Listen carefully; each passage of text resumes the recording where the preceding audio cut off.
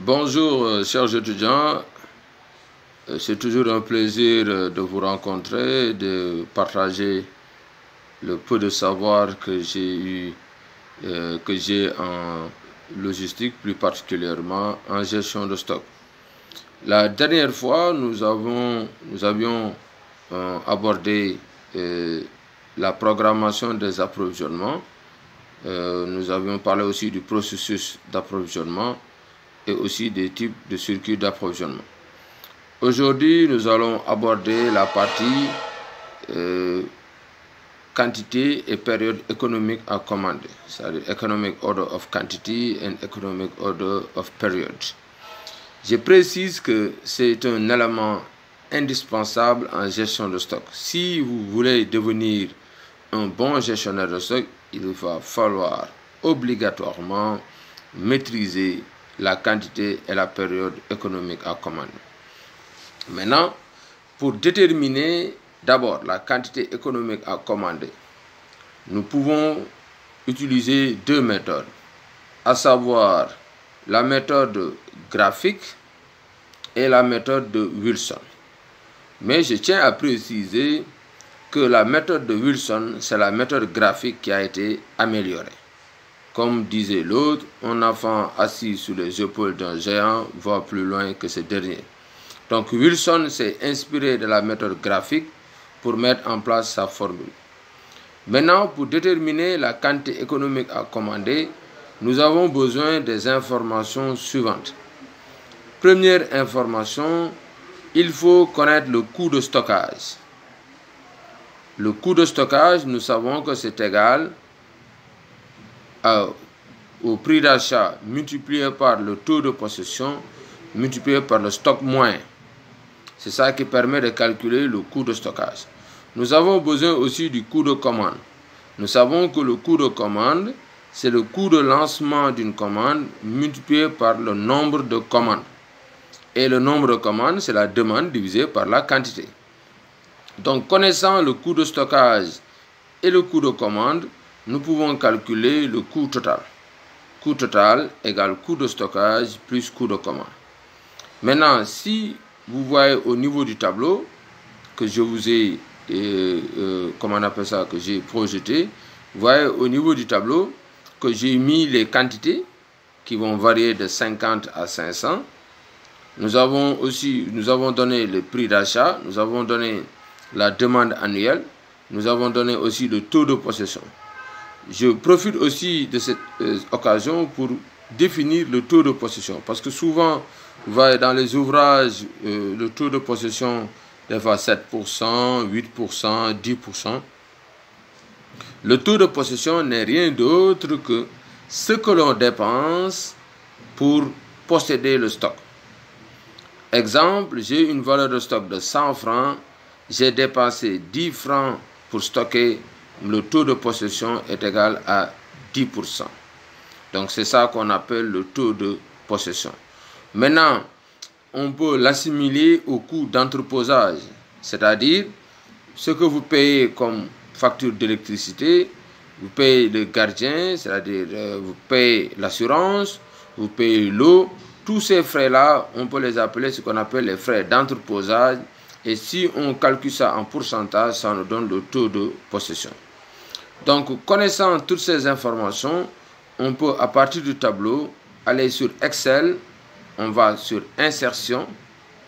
Quand vous sélectionnez le tableau, après avoir calculé le coût de stockage, le coût de commande et le coût total, on va sur Excel, on sélectionne le tableau, on va à Insertion, on va à Nuage de points, et Nuage de points, on choisit les courbes, et nous avons ce qu'on appelle la représentation graphique. Maintenant, si vous regardez cette représentation graphique, il y a trois courbes. Il y a la courbe du coût de stockage, la courbe du coût de commande et la courbe du coût total.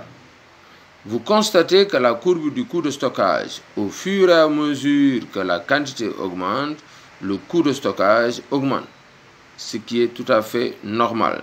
Parce que si je stocke 500 bouteilles, c'est différent si je stocke 5000 bouteilles. Donc ça veut dire que lorsque la quantité augmente, le coût de stockage augmente. Le coût de commande, vous voyez la courbe du coût de commande diminue au fur et à mesure que la quantité augmente. C'est tout à fait normal aussi, parce que si vous commandez une grande quantité, ça veut dire que vous allez faire moins de commandes. Si vous achetez une grande quantité, ça veut dire que la commande, le nombre de commandes va diminuer, ce qui fait diminuer le coût de commande. Et vous regardez aussi la courbe du coût total réalise une tangente là où les deux courbes se croisent. Parce que quand les deux courbes se croisent, on doit considérer que c'est un point d'équilibre. Ça signifie quoi? Que le coût de stockage est égal au coût de commande. Ça, c'est un point d'équilibre. On constate aussi que la courbe du coût total réalise une tangente là où les deux courbes se croisent. N'est-ce pas? Donc ça signifie quoi? Ça signifie que, n'est-ce pas, c'est un point d'équilibre, mais aussi c'est un point optimum.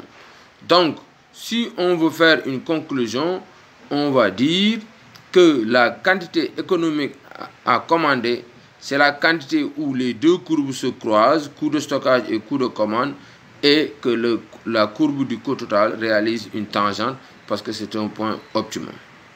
Donc ça, c'est la résolution graphique. Maintenant, Wilson s'est inspiré de cette résolution graphique en disant que la dérivée première du coût total est égale à 0.